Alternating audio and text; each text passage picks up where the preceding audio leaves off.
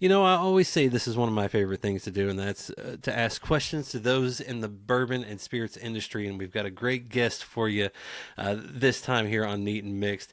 He's the president of Lofted Spirits, and if you don't know what that is, we'll get into that because you very well probably know the two brands that make up the company. Let's welcome in their president, Pete Marino. Thank you, Jonathan. It's great to be here, and I'm looking forward to the conversation. Absolutely, same. And like I said, you're the president of Lofted Spirits, which is the home of Bardstown Bourbon and Green River Distilling out in Owensboro, and we'll get into those companies and kind of all the things that you guys have been able to do here recently. But I am talking to you, and you've had a unique career path: PR, consulting, entrepreneurship. You worked at Molson Coors. You're in American whiskey now. How did you get pulled into the spirits business world, and what ultimately led you to Lofted Spirits? Yeah, so I grew up in Milwaukee, Wisconsin. And when you grow up in Milwaukee as a kid in the 70s and 80s, there were two brands that were born in Milwaukee that kind of the rest of the world knew about. That was Harley Davidson and the Miller Brewing Company. And so as a Milwaukee kid, those were always these kind of beacons that the rest of the country and a lot of people around the world knew about, which, happened to be in my hometown. So I always wanted to go work for one of those two companies. And I was lucky enough to spend a lot of time working in and around and ultimately for Miller Brewing Company, which then became Miller Coors, which then became Molson Coors. And so I spent a lot of time around that business and then 11, almost 12 years inside the business. And in my last role at Molson Coors, I was running the emerging growth division. And that was a division that we stood up in 2019 to look at, there was a number of things in the division that were traditional beer. I ran the craft beer business, for example. There was a distributorship that we owned and operated in Denver, Colorado. We did a joint venture with Yingling for expansion in the western part of the United States. Those were more traditional beer. But the emerging growth moniker came from the things we were doing outside of beer. So we stood up a cannabis beverage business in Canada, for example, and we did some CBD beverages inside the U.S. We did some we stood up a non-alc business. We had a partnership with La Colombe for their canned coffees, and we helped to co-create an energy drink called Zoa with Dwayne Johnson. So that was a big part of what we were doing. And then the other leg of the stool, which was kind of outside of traditional beer, was we stood up a whiskey business. David Coors and I started the Coors Spirits Company, and we were seeing what was happening with American whiskey, and we thought we could participate in it in an interesting way. And so I went to Bardstown originally as a customer. So David Coors and I went down to Bardstown, and we sat in a room with Dan Calloway and Steve Nally and Mark Irwin, and we were creating and blending some whiskeys that we were going to commercialize that are now on the market as Five Trail and Barman. And so coming into the whiskey space and into Bardstown as a customer was really a pretty unique way to get to know the company. It was amazing to see the quality and the care with which they dealt with existing customers, and in our case, a brand new customer, and nobody knew, what we were going to be able to do with our whiskey business. And so that was a pretty unique opportunity to experience the company and what they were really, really good at. And then shortly thereafter, Bardstown ended up being sold to Pritzker Private Capital, PPC, out of Chicago. And I know a lot of the PPC guys just from Chicago circles. And so I left Molson Coors in April of 2023 for reasons that would probably be a whole nother podcast. But it was I was trying to figure out what I wanted to do upon leaving the beer business, and had an opportunity through the combination of knowing Bardstown and knowing PPC to join the company, which I did, and it's been awesome. Well, you just never know how a journey might take you, from one place to the next, and networking and those connections have really worked out for you.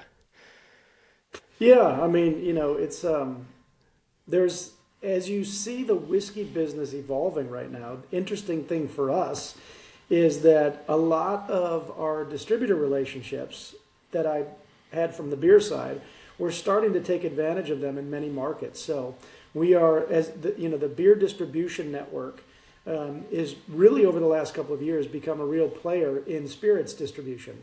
So, Brown-Forman and Sazerac, both in the last couple of years, have moved a variety of their relationships and volume in many markets around the country into the traditional beer network, and we're following suit. So one of the unintended benefits that I didn't really think about when I came over here was being able to connect with our head of sales and bring our brands to some of the more traditional beer distributors in markets like the state of Washington, for example, the state of New Jersey. We just announced in the state of Texas that we moved our brands into kind of the traditional Molson Coors beer network, and we're doing that in Texas right now too. So we've got our route to market is kind of made up in thirds. We've got a third with RNDC, a third with Breakthrough, and then a third of kind of independent. And largely those independents are more traditional beer wholesalers. In the state of Georgia, for example, we work with United Distributing as one of our distributor partners in that state. And United has always had a big spirits part of their business, but they were also our beer distributor for Molson Coors in Georgia too. So it's just kind of fun for me to be able to leverage some of these relationships in my network to bring it to bear for our whiskey brands. Like I said, those connections come in handy. And Yeah. when you first came to Lofted Spirits, were you surprised about the whiskey business? I know you were kind of in it, but what Lofted does is a little bit different. Like you said, you were on the customer side. Now you're managing brands, you're managing contract distilling, you're managing all those things. So what was it like when you got into it compared to some of the other places you had worked? I mean, the learning curve in whiskey is steep. There's a lot of similarities around brand building that I could take with me, but there's a lot of interesting nuances about the American whiskey category. For example, forecasting. The forecasting challenges in the American whiskey market are unlike anything that I've had experience with in the past, and that's a function of the age statement and how long brands need to, create their whiskey and then let it sit in the rickhouse for 4, 5, 6 years and beyond. And so the forecasting challenges are such that in this category, you will never, ever have the right amount of whiskey. You will always have too much or too little. And that's part and parcel of why we've gotten into the situation that we're in the soda, in the whiskey glut that's been well publicized. So that's one. On the positive side,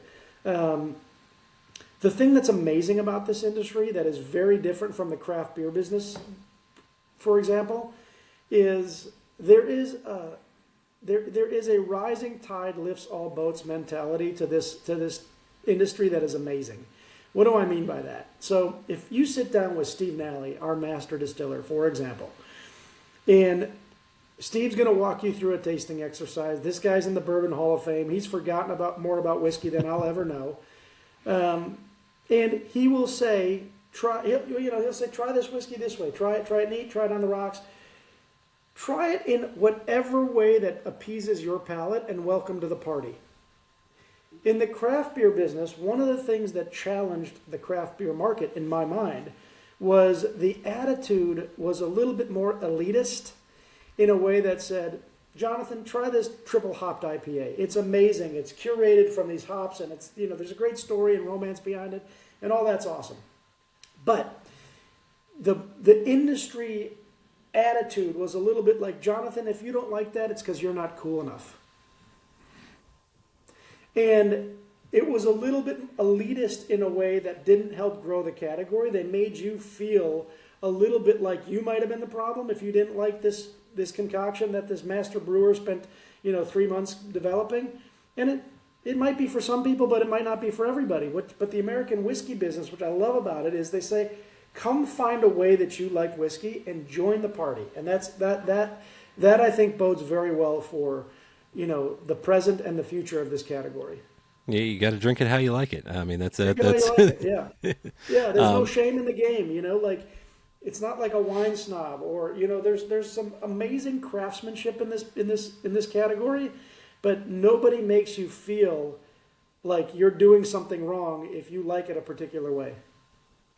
Well, and I love that as well because in addition to this, it's one of the few industries where you guys openly are working with others. You Yeah. know the and you're overseeing, like I said, Bardstown Bourbon Company, Green River Distilling Company, and you have the custom distillation operation there as well. So, what's it like blending three totally different things? You got Bardstown Bourbon as a major company. Green River's kind of that maybe scrappy new guy that's been around for a long time, but to a lot of people, Yeah. it's a new brand. And then, like I said, the custom distillation, where I think you guys have what, hundreds of clients there as well. Yeah. Yeah. Yeah, I mean, I started my career early on in the advertising and marketing agency business, and what I loved about those parts of my career is that you get a lot of variety. So you work from on a project for a client, next day you're working on a different project for a different client, and so I also did some consulting work coming out of business school with Boston Consulting Group. So that kind of variety, I think, keeps me engaged and energized, and that's the same type of stuff that I'm working on today. So I can go into a meeting that we're just talking about the Bardstown Bourbon brand. The next meeting I might have, where I might be helping one of our custom distillation partners, figure out their route to market, or help them figure out something else that they want our assistance with. So I like that variety, but yeah, I mean, it's part of what attracted me to this job, to be honest with you. Well, and with that too, you're also kind of at this interesting crossroads. I feel like with whiskey, it's a very tradition based thing. There it's Hmm. set things, parameters for it to be a bourbon, and things like that. But also, you're seeing a lot of innovation in the space now to try to figure out new ways to do things and so forth. So, what's it like to kind of, you know, protect that tradition, but also push forward? Yeah, I mean, look, there's no doubt that the whiskey business is a blend of art and science. But I think the more special parts about it, where the romance and the magic for this business comes from, is on the art side.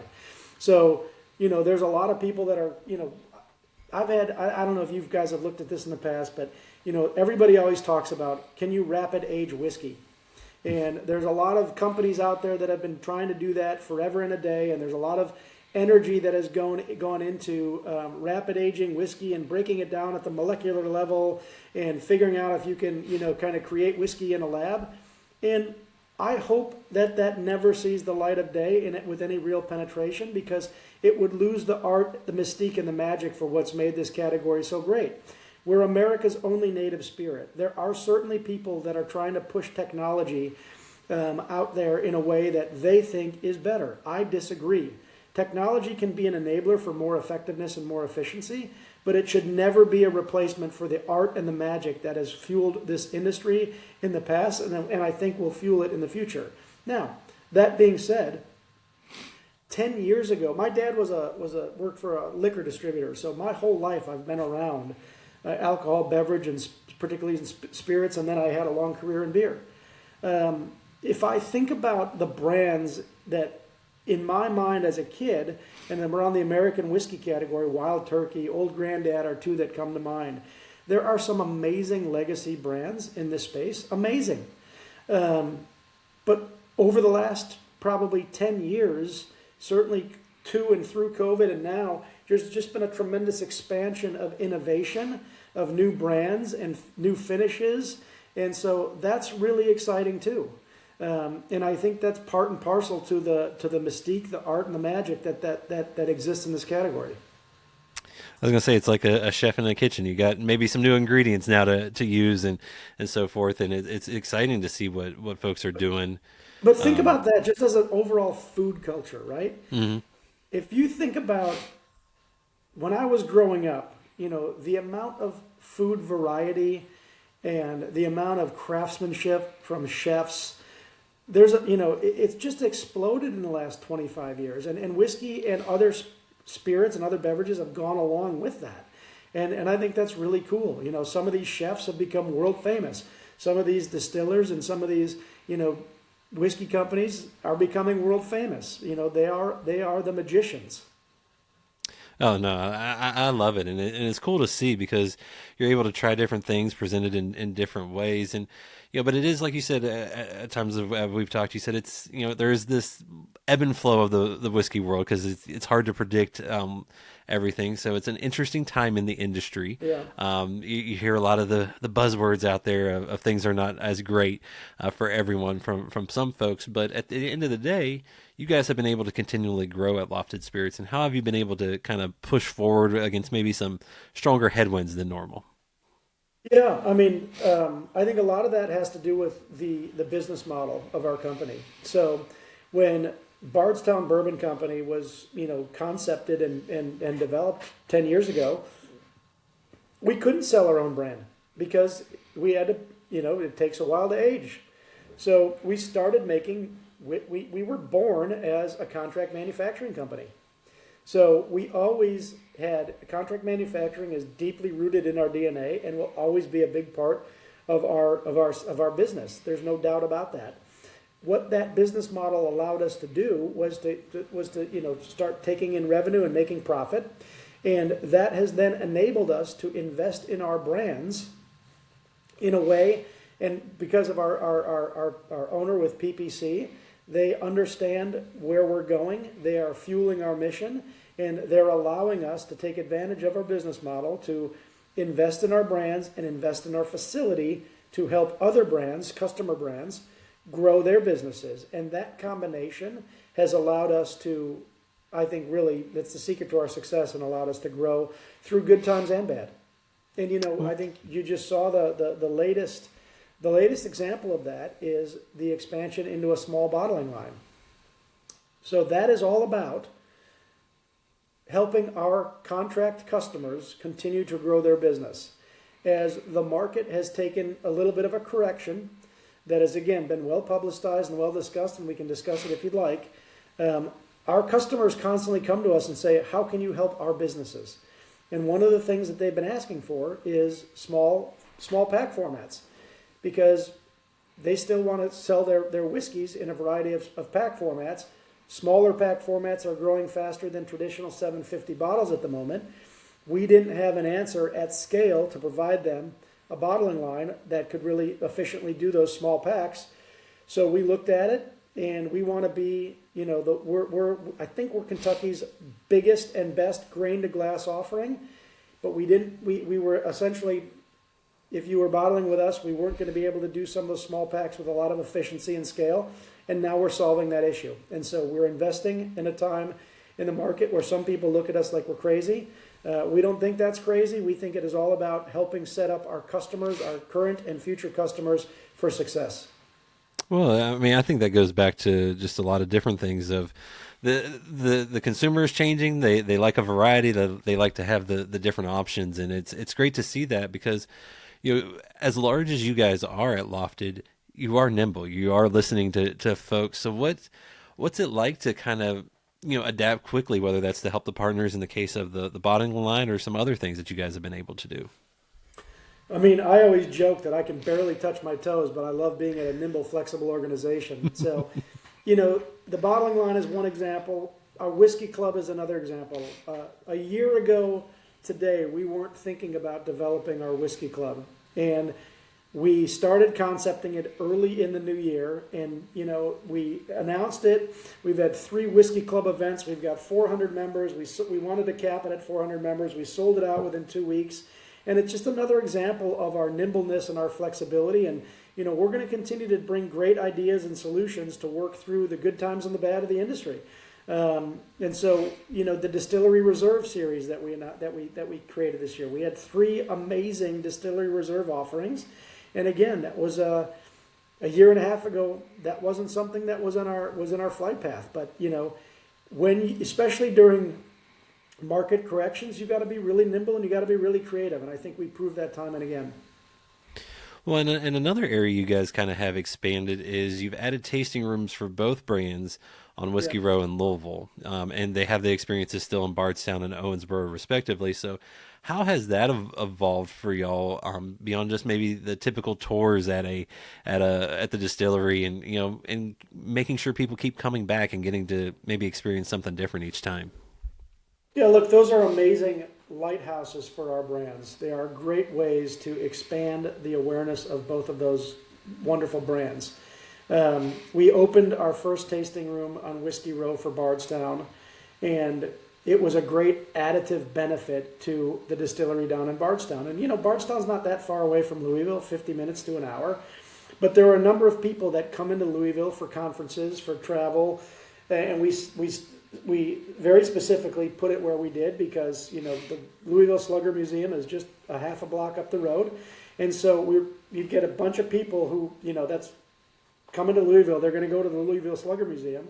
And as they're walking down Whiskey Road, the opportunity to come stop at our place has been really, really impactful. Owensboro is a different animal. Owensboro is a beautiful, our distillery in Owensboro is amazing. When I always tell people, if you don't have a chance to go there and you close your eyes and you imagine what a whiskey distillery should look like, you're going to be pretty close. It's beautiful clay tiles and brick and steeped in heritage and authenticity, and it's an amazing facility. But the reality is Owensboro gets a fraction of people. It is on the Bourbon Trail. It's the far western edge of the Bourbon Trail, but it gets a fraction of the people that the rest of the heart of the Bourbon Trail gets, and certainly that come to Louisville. So we had an opportunity to create a tasting room for Green River, and we were very specific about wanting it to be where it is because, again, we just have the opportunity to magnify and amplify the amount of customers that will come check us out just as a result of its location and its brand awareness. So they've been awesome. We're really, really blessed to be able to, thanks to the legislature who allow us to do those tasting rooms. The KDA has been really important to get that to be allowed for all of us, and they've been great amplifiers for brand awareness for us. Well, like you said, folks might only have an evening to do that, and obviously they can't get down to tours during the day for work or whatever they've got going on. And you talked about you've kind of been immersed in this industry for a long time with your dad, and then just what you've done. So I think this is I'm curious to see your perspective on this, because how has today's whiskey drinker changed from the one who was maybe discovering bourbon 10, 15 years ago, or even 20, 25 years ago? Yeah.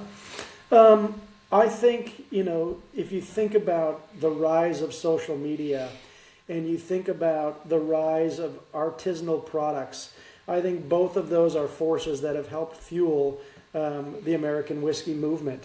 Again, there's been some brands that have been around for a long, long time. Green River in our portfolio is one of them. We revived that brand a couple years ago, but great history. If you think about, Jack Daniels and some of these Jim Beam and some of these brands have been they're amazing brands. They're iconic. They represented for a long time what American whiskey was. What has happened in the last 15 years is you have a tremendous expansion in exploration of flavor, expansion of brands, and I think both of those things have fueled unbelievable connectivity to a new set of drinkers. And again, it's been underscored and amplified by the marketing tools through social media, like this podcast, for example, that have expanded awareness for products that maybe people didn't seek out before. There's this great industry kind of vacuum of whiskey reviews that are happening online that are great, that people in all parts of the world and certainly the country can tap into to learn about exciting new brands. And so it's a really, really exciting time to be in the American whiskey space. And I know there's a lot of negative noise out there about where we're at the moment. And there's no doubt there is a market correction that has been going on. The supply-demand curves for whiskey have inverted. Coming out of COVID, you have, again, when you talk about laying down your forecast 4 or 5 or more years in advance, 5 year ago we were still in the middle of COVID. And you had a bunch of brands that were seeing unsustainable behaviors that, again, off publicized about how much people were drinking it during COVID. And, it fueled a lot of expansion for brands in all categories, not just whiskey, but in whiskey, it's amplified by the fact that you got to lay down your commitments a couple years in advance. And so we do have a glut of whiskey. That is not something that is untrue. It is absolutely true, and we're working through that as an industry, mostly rationally right now. And I think, we'll get to the other side of that. And the American whiskey category, I think, still has a lot of upside, not only in the U.S., but around the world. It is a category that has been fueled recently by unbelievable flavor expansion and exploration. Certainly, we've been at the forefront of that with Bardstown and our whole orientation around innovation and disruption and our nowhere we won't go kind of approach and philosophy. But what I get excited about for American whiskey, and the reason why I'm still so bullish on the category, is that, number one, there's only one true native spirit to America, and that's our category. That's awesome. And guys, guess what? Next year's America's 250th birthday. We all ought to be shouting from the rooftops that there is only one American native spirit, and it's American whiskey. But number two, and more importantly, I think when people around the world consume beverages, they do it at the intersection of flavor and flexibility. And so I talk about this fairly often. If you think about Scotch, Scotch is an amazing category with a lot of iconic brands, a lot of high-end aspirational brands. There's a lot of flavor within Scotch, but there's not a lot of flexibility. People don't consume Scotch. 99% of the Scotch consumed, let me put it this way, is neat or on the rocks. There are Scotch cocktails out there. They're starting to develop them a little bit more because they know they need that flexibility. American whiskey has some unbelievable flavor varieties and intensity between bourbon and rye and all the finishes that are going on. It's unbelievable. You can find a lot of flavor variety, and then you got unmatched flexibility. My wife, for example, when I took this job, she's like, ooh, I don't like bourbon. I said, well, let's find a way you do like it. And I said, you like espresso martinis, right? Oh, great. Try one with bourbon. Unbelievable. Paper Plane, another product that I always tell people who say, bourbon's a little too hot for me, I don't love it. Have you had a Paper Plane? No. Try a Paper Plane. There's bourbon in this? Yeah, there's bourbon in that. There's so many great cocktails you can create, again, with intense flavor to mild flavors, that I think that's one of the main reasons why I'm so bullish on the future of American whiskey. I was going to say, it's got a lot of different entryways that people can get to it, and then who knows, maybe one day they'll be like me and go from the mixed side to the neat side. And you mentioned earlier you had the bottling hall expansion project. You also got your 23rd new barrel warehouse to be ready here in 2026. You guys are constantly expanding. How do you think about all that growth with this kind of weird thing going on right now, but also down the road there's different things that could happen? Yeah. I mean, look, we try to measure twice and cut once. So we are being, I think, diligent and cautious about where we're investing and how we're investing. But we're also, we're looking at a lot of data. We're talking to a lot of people who've been in the industry, some of the most iconic people in this business and how they're thinking about the future of the business. So we're out there engaging and digesting a lot of data and a lot of information. I don't think we're doing it in a reckless way at all. But sure, if it was easy, everybody would be doing it. So we know there's a lot of wood to chop and hard work in front of us. We're not scared of that hard work. We know we make incredible whiskeys, which is always, it's great. It's the best place to start is from quality outward. And quality is so important to everything that we do, not only for our own brands, but for our customer brands, that we feel really good about the quality that we're able to distill on a daily basis and the offering that we're out there with. So it's not something we take lightly. We know it's going to be hard work, but we are still, I think, optimistic and realistic about where this market is and where it's going.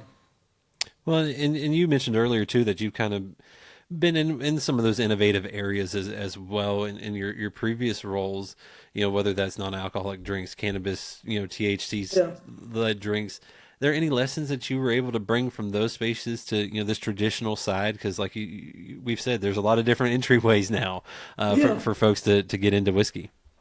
Yeah, I mean, I think one of the biggest lessons is innovation that consumers are looking for. will always help fuel interest in a brand or a category. And there's a lot of innovation. I mean, between, Aaron Harris, Nick Smith, Steve Nally, and Dan Calloway on our team, these are some of the most talented people I've ever had a chance to be around. And they are constantly pushing the boundaries of exploring interesting flavors and tastes. We've got kind of an orientation at the company that we say never stand still. And so we're always trying to push forward. And that, I think, mentality is going to help us get through the good times and the bad. But I think innovation is really, really important. Providing new news and innovation that people care about is one of the ways that we're going to be able to make sure that we stay on the forefront. And the other thing that, I neglected to talk about earlier, but we talked a little bit about bourbon tourism. Mm-hmm. We are in, some difficult times as a category right now, but bourbon tourism is still growing. More people are coming to Kentucky to experience these brands and these unbelievable facilities each of the last couple of years. And so that is a good indicator to me that this category has staying power, and it's going to be reliant on all of us as suppliers to continue to make it interesting and unique. And for those that are maybe getting into the whiskey world or collection or craze, whatever you want to call this thing that we do on a day-to-day basis, what's one thing you wish they understood a little bit better about the whiskey business and how it all really works? Yeah, I mean, again, I would take it back to one of the most unique things about this industry is forecasting. It's a really challenging, unique part of this category. And I would just say, I think people who come experience the brands and the facilities get this. But if you haven't been, I think people would be blown away by the passion, the commitment, and the desire to make American whiskey, as big and as impactful as a category for generations to come. We all are standing on the shoulders of giants that came before us. But the people that I've met in this category, not only in our company, but in the industry, there is just an unmatched level of passion to continue to grow this category around the country and around the world. And I think that will serve our industry very well. And if you haven't been in a room with some of these people, come see us, go meet these people, and I think you will be blown away by their passion and their commitment to continuing to pursue the American whiskey category, again, in the United States and beyond. Well, and like you said, the amount of help that each person's willing to give across brands, across companies, has continued to just blow me away. And for y'all with Lofted Spirits, like I said, you've got the expansion projects that are either coming online or about to come online. You've got the new spaces on Whiskey Row in Louisville for both brands. I mean, what's next for you guys in 2026? I mean, what are you guys hoping for, down the road? Yeah, I mean, look, we want to continue to expand both of our brands, Bardstown and Green River. And, fortunately, those brands continue to grow faster than the category. And so we're absolutely planning on that to continue to happen.